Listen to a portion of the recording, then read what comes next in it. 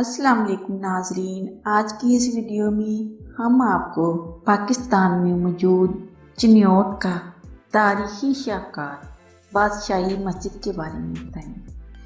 اس سے پہلے کہ ہم اس کے بارے میں بتائیں، آپ سے درخواست کرتے چلیں کہ یوٹیوب کے اس منفرد چینل دلکش ٹی وی کو سبسکرائب کرتے ہوئے ساتھ موجود گھنٹی کے بٹن کو بھی دبا دیں تاکہ ہر نئی آنے والی ویڈیو کی نوٹیفیکیشن آپ تک باقاعدگی کے ساتھ پہنچتی رہے۔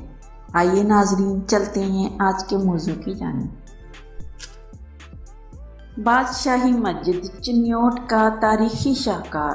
چنیوٹ شہر کے وسط میں واقع بادشاہی مسجد کو اپنے مغلیہ فن تعمیر کی وجہ سے ایک خاص تاریخی اہمیت حاصل۔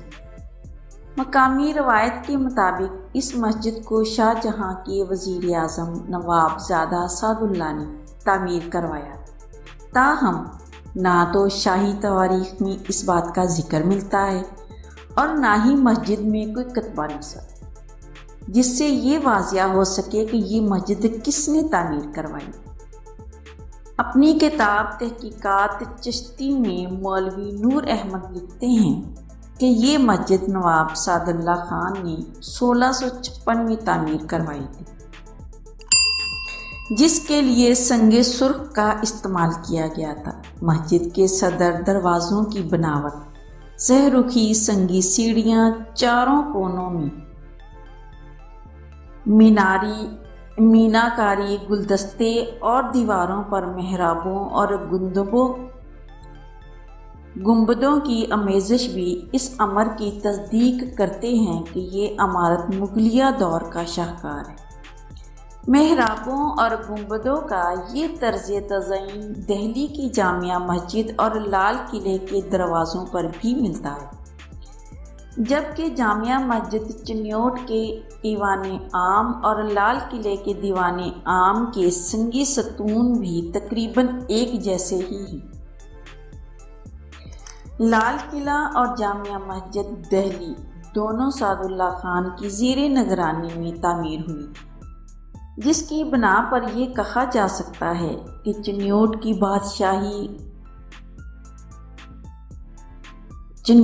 بادشاہی مسجد کی تعمیر انہی کی زیر نگرانی 1644 کے بعد شروع ہوئی ہوگی۔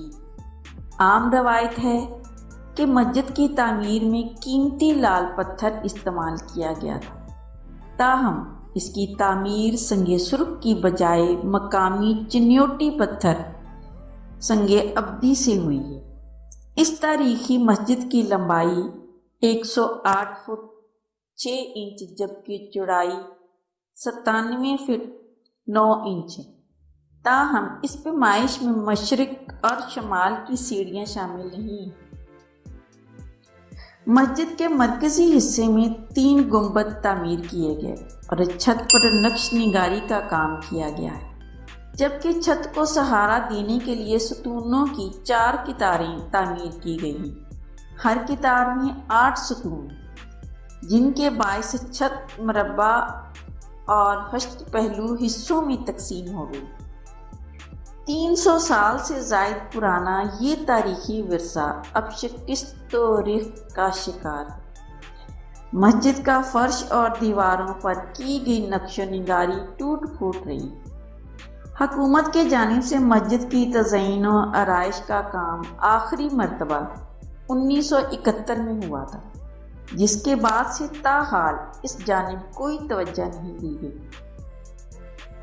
بادشاہی مسجد چنیوٹ کے سابق خطیب مولانا محمد حسین چنیوٹی نے سجاگ سے بات کرتے ہوئے بتایا تھا کہ مسجد میں 1000 کے قریب افراد نماز ادا کر سکتے ہیں، تاہم ان کا کہنا تھا کہ مسجد میں نمازیوں سے زیادہ تعداد تو اس کو دیکھنے کے لیے آنے والے لوگوں کی ہوتی، مگر انتظامیہ کی طرف سے مناسب دیکھ بھال نہ ہونے کے باعث اب اس کی حالت بھی خراب ہو رہی۔